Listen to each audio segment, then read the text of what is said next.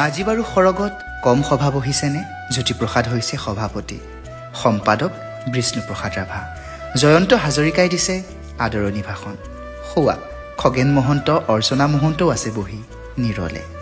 দেখিছোঁ আগৰ শাৰীত প্ৰতিমা বৰুৱা বাইদেউৰ সৈতে দীপালী বৰঠাকুৰ। যদিও সভা সংগীতজ্ঞৰ নীলপৱনো আছে দীপালী বাইদেউৰ সৈতে বহি। ভিতালী বা আজি ভীষণ ব্যস্ত। জোনবাইৰ দেশলৈ জুবিন আহিছে।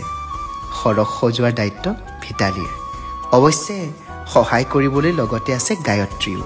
ভগ্নী জংকীৰ চকু চলচলীয়া। এই দিনটোৰ বাবেই যেন ৰৈ আছিল তাই। দাদা আহিব, হেঁপাহ পলুৱাই মনৰ কথা পাতিব। আছে আন বহুতো। এচুকত বহি জুবিনদালৈ চাই আছে ৰাজীৱ শদিয়াই। মুঠতে সৰগৰ অসম ভৱনত আজি বিশাল সভা। এয়া মঞ্চতে ভূপেন মামাই জুবিনক আলিংগন কৰিছে। জ্যোতি বিষ্ণুক হেঁপাহ পলুৱাই কৈছে জুবিনৰ কথা। জুবিন কোন, জুবিন কিয় আৰু জুবিন কি? জ্যোতি বিষ্ণুৱে মৌন হৈ শুনিছে জুবিনৰ কথা। সভাৰ মাজতে সভাপতি জ্যোতি ককাইদেউ থিয় হৈ উঠিল। কোনেও ধৰিবই পৰা নাই কি হ'ল জ্যোতিপ্ৰসাদৰ। কলাগুৰুৰ ফালে আকুল দৃষ্টিৰে চাই ক'লে কিবা এটা।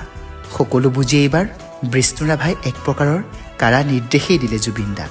আজি সভাত বেলেগ গীত নহ'ব, কেৱল মায়াবিনী চলিব। সৰগত এতিয়া মায়াবিনীৰ গুঞ্জন, কেৱল মায়াবিনী।